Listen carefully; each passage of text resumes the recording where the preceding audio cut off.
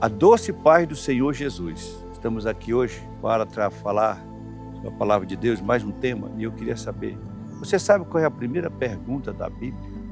Você sabe?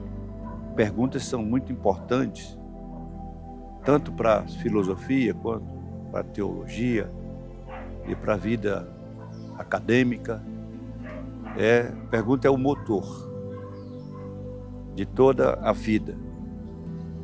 E você lembra qual é a primeira pergunta da Bíblia? E quem fez? Pois é sobre esse assunto que nós gostaríamos de falar hoje. E como essa pergunta ela é muito importante, porque ela define muita coisa. E ela foi motor causador de uma mudança muito grande na vida de Adão e Eva e, por consequentemente, em toda a criação. Gênesis capítulo 3, versículo 1. A serpente era a mais astuta de todos os animais do campo que o Senhor tinha feito. E esta disse à mulher: é assim que Deus disse, não comereis de toda a árvore do jardim? E disse a mulher, a serpente, do fruto das árvores do jardim comeremos, mas do fruto da árvore que está no meio do jardim, disse Deus, não comereis dele, e nem nele tocareis, para que não morrais. Então a serpente disse à mulher, certamente não morrereis, porque Deus sabe que no dia em que dele comerdes, se abrirão vossos olhos e sereis como Deus, sabendo o bem e o mal.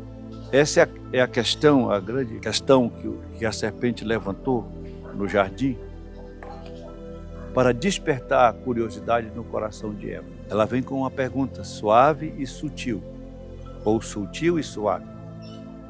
Não vem com uma coisa contundente, mas vem com algo sutil. E essa é a questão do engano na nossa vida. O engano sempre vem de uma forma sutil. Ele nunca vem de uma forma contundente.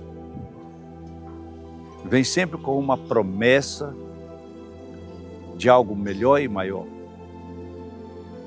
E esse tema em Gênesis é muito forte, é muito profundo, porque ele inicia uma grande revolução no pensamento humano. É o tema da autonomia moral, que é um tema tão antigo, que remonta ao Jardim do Éden, mas tão novo, que está dentro das nossas casas, e vai até a questão da honra, do respeito, do temor ao Senhor e da consideração uns para com os outros. Olha só, é verdade, disse ela, vocês não devem comer de nenhuma da árvore do jardim. A serpente distorce a proibição. Em vez dela ir direto à informação como ela é, ela distorce. Então, ela desperta tipo uma narrativa na cabeça de Eva. Em vez de apenas perguntar, a serpente contradisse o que Deus havia dito. A serpente prometeu conhecimento e prometeu algo que era impossível de conseguir cumprir. Vocês serão semelhantes a Deus. Vocês serão semelhantes a Ele.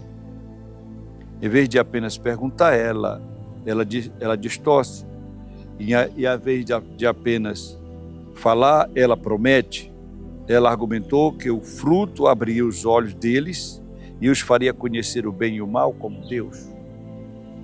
Mas ela não disse que iriam entrar em conflito com Deus, em rota de colisão com o Criador, enfim, com aquele que tudo pode. Toda vez que o inimigo vem na nossa vida, toda vez que um ensinamento suave entra sutilmente, ele nunca diz as consequências das coisas. Ele nunca diz aquilo que vem depois. Eu me lembro de uma situação que eu vivi no cursinho e que foi algo... Eu fui fazer cursinho antes de fazer faculdade, eu fui fazer cursinho para ver até como é que estavam os cursinhos na nossa cidade. E alguém me conheceu como pastor. Eu já uma pessoa de uma idade diferente dos jovens que estavam ali. E foi uma situação porque os professores de cursinho que gostam de falar e ensinar palavrões, sempre ensinam com palavrões, com muitas histórias capciosas. E teve um que falou lá uma poesia, lá um negócio, um tal de um superlativo absoluto, de um absoluto, que era uma história meia contextualizada com o sexo e com a sexualidade.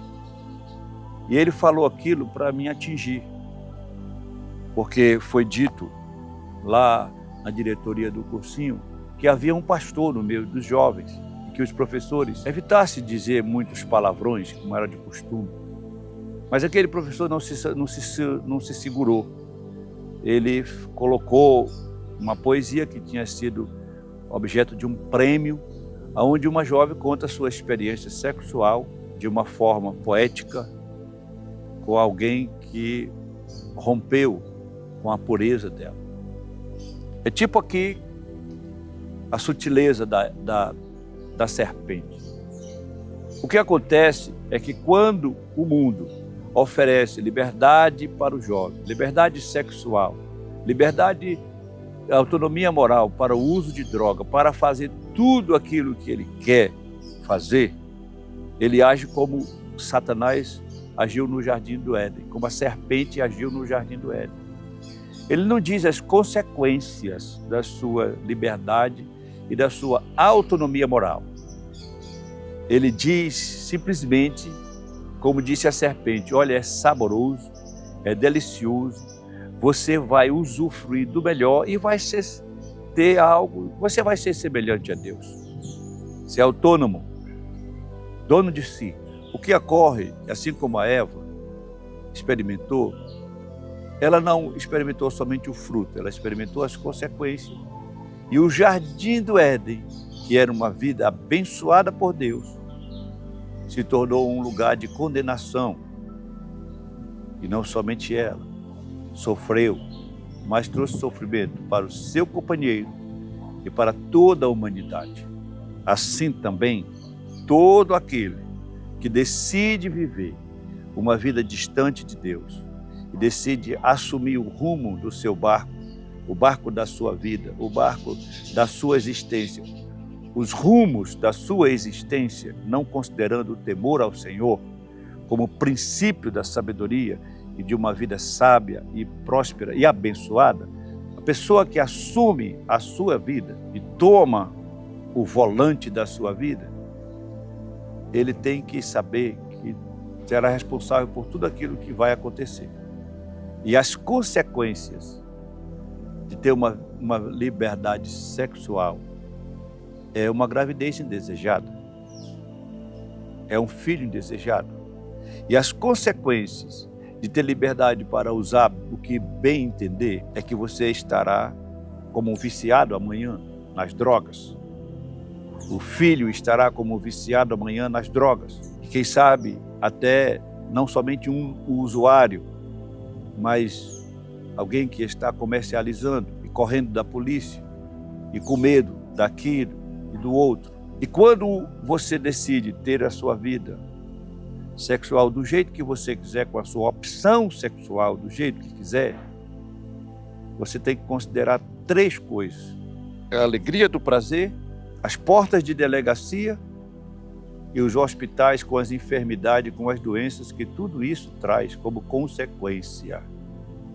E por último, o cemitério, que é onde vai a pessoa que assume a sua vida e morre cedo. Mas aquele que teme ao Senhor, lá no Salmo 91, o salmista diz: porque a mim se apegou com amor, eu o livrarei, eu o glorificarei, lhe darei longevidade e lhe mostrarei a minha salvação. Então, quando o inimigo vem, ele nunca vem para dizer as consequências. Ele só diz: olha, esse fruto é bom, essa coisa é deliciosa e você não tem que prestar conta a ninguém. Ele nunca te diz as consequências. E ele nunca vai estar numa porta de delegacia contigo, nunca vai estar no leito de enfermidade com você. Quem vai estar lá? É uma mãe caridosa, piedosa, é um amigo fiel, homem de Deus, mulher de Deus, é alguém da igreja, ou então na favela, lá na biqueira. Quem vai estar lá? É aquela pessoa que serve a Deus, que tem coragem, determinação, como muitos testemunhos temos visto por aí. Quem vai estar lá orando por você, na penitenciária, é o pastor, aquele homem que às vezes foi desprezado em algum momento, a missionária, é o homem de Deus, a mulher de Deus. Então, meu amado, deixa eu te falar uma coisa. Quando o diabo chegar com a sutileza dele, com as propositura dele, lembra das consequências. E lembra-te do Senhor. A palavra de Deus diz: jovem, lembra-te do Senhor nos dias da tua mocidade. Então hoje eu quero trazer essa palavra para o seu coração, porque é tempo de refletir, é tempo de pensar, é tempo de se voltar para Deus e é tempo de submeter a Ele. A palavra de Deus, e o apóstolo Pedro diz: humilhai-vos debaixo da potente mão de Deus. No devido tempo, Ele vos exaltará. Aquele que serve ao Senhor tem uma grande colheita pela frente, colheita de coisas maravilhosas, de vida preciosa. A Bíblia diz no Salmo 112, bem-aventurado o homem que teme ao Senhor. A sua descendência será poderosa na terra. Na sua casa haverá fartura, riqueza e prosperidade. E a sua justiça, a sua fama será conhecida de todos. Nós vivemos à luz da vida e da história de muitos homens de Deus, como Abraão, que creu.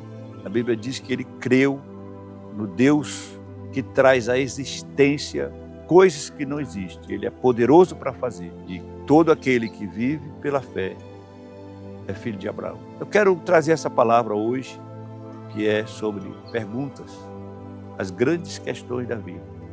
E você, hoje, se você tivesse um encontro com Deus, como você se encontraria?